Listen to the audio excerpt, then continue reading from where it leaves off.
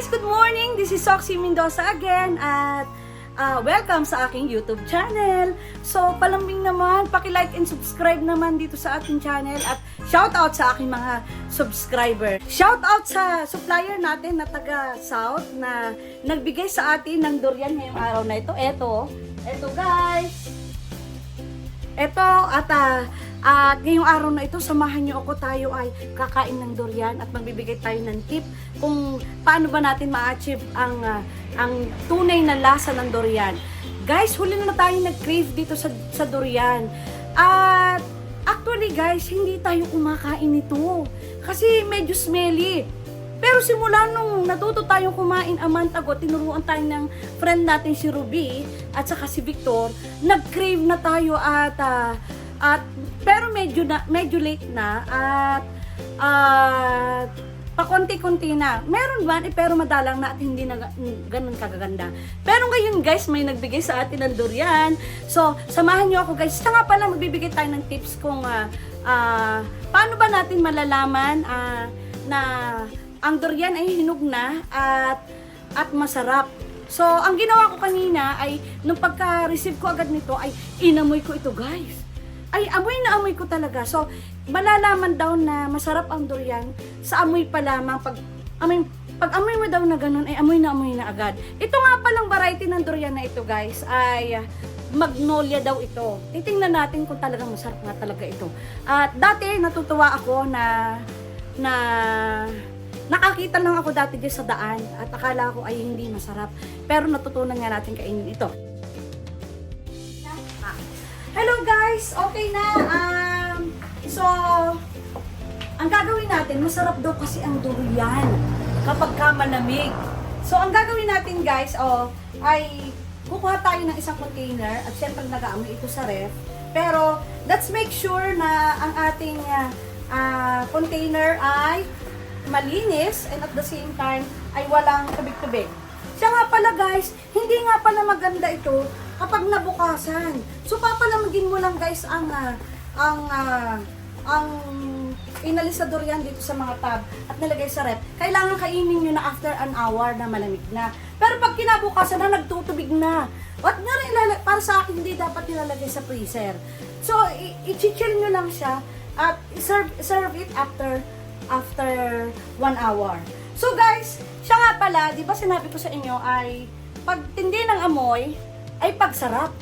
So, at sa nga pala guys, pagka pipili kayo ng durian, ay makikita nyo guys, hindi na kayo masyado mahihirapan sa ano. Usually, yung mga bumabagsak dito yung mga durian ay bumabagsak sa gabi. So, usually, ang hinog ay pinupulot na sa ground na. Amoy na amoy ko guys. Pero may mga durian farmers na alam na nila kung kailan talaga ha-harvestin ang durian. So, kinukuha nila yan. Pero usually, bumabagsak na ito sa lupa. Imagine mo, ito ang sakit. Kapag pinabagsakan nito guys, aywan ko lang, injured kayo. So, mapalad na lamang ang durian pala sa gabi bumabagsak. Okay, ano nahin natin, guys, atin ang itibuksan. Kaya, tingnan mo natin ito. Papatay mo. Paano niya makikita? Ito mo nga muna rin. Guys, bubuksan na natin ang ating durian. Usually, ay susundan lang natin yung pinakaguhit nito. So, bali may lines yan, 4 o 5 lines. Pero itong, dito sa case natin guys, ay ano na siya, biak na. Kaya hindi na tayo masyado mahihirapan dito. Pero in case to sa mga buong na durian kaya nito, hindi na kayo, basta hahanapin nyo lang pinakalinya at susundan nyo ng kutsilyo. So guys, tingnan natin ito. Buksan na natin ha. Titingnan natin kung gaano kaganda ang magnolia. Siguro lasang ice cream ito kasi kaya magnolia. Oh my gosh. Okay. Feeling ko talaga bumagsak ito. Okay. Ito guys, susundan lang natin yung biyak. Saka malambot na kasi siya in fairness. Tingnan natin ito. Daw itong bigay sa atin. Actually, meron akong isang kaibigan sa Victoria. Nagsabi ako kahapon na sa Victoria, kaya lang hindi na sumagot. Pero, yan.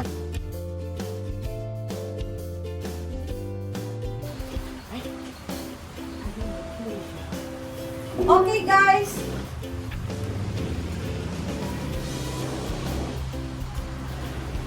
Ito na siya, guys.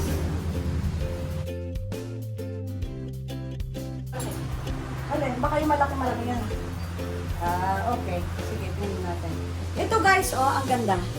So, ang gagawin natin guys ay ilalagay natin ito. Ito, kailangan malinis sa ating mga kamay. Ay, kukuha lang ako ng tinidor at saka kutsara.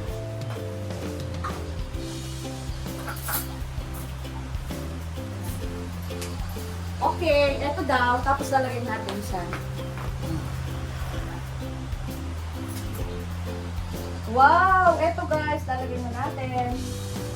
Kasi ilalagay natin sa ref. Hindi natin ito kaya. Parang ang dami na. Ayun natin ito ulit. Para tayo bumata. Pampabata daw ito guys.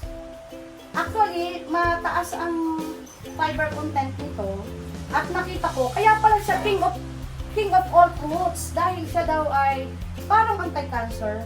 Mayaman siya sa flavonoids at kung ano-ano pang minerals. So, ito na nga guys. Ito. Siya nga pala, pag pipili daw kayo ng durian, kailangan daw ibilog. Huwag yung pit-pit o kupit. Para daw ma-maximize yung... Uy, ang ganda nito, Cleo, in fairness. Pero, hindi ito yung na-expect ko. Ito siguro, masarap. Okay guys, talagay na natin. Ito na ang ating durian. So, i-chill muna natin para pakakainin natin mamaya after dinner.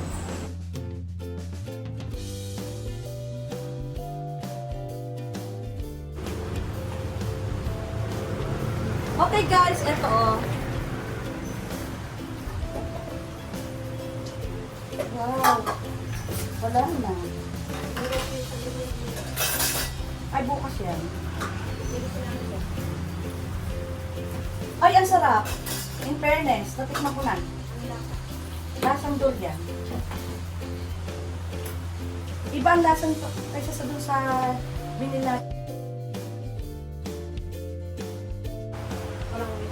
Walang kwenta. Dapat pala bibili ka. Yung malalaki. Yung magandang tsura. Katulad na rin.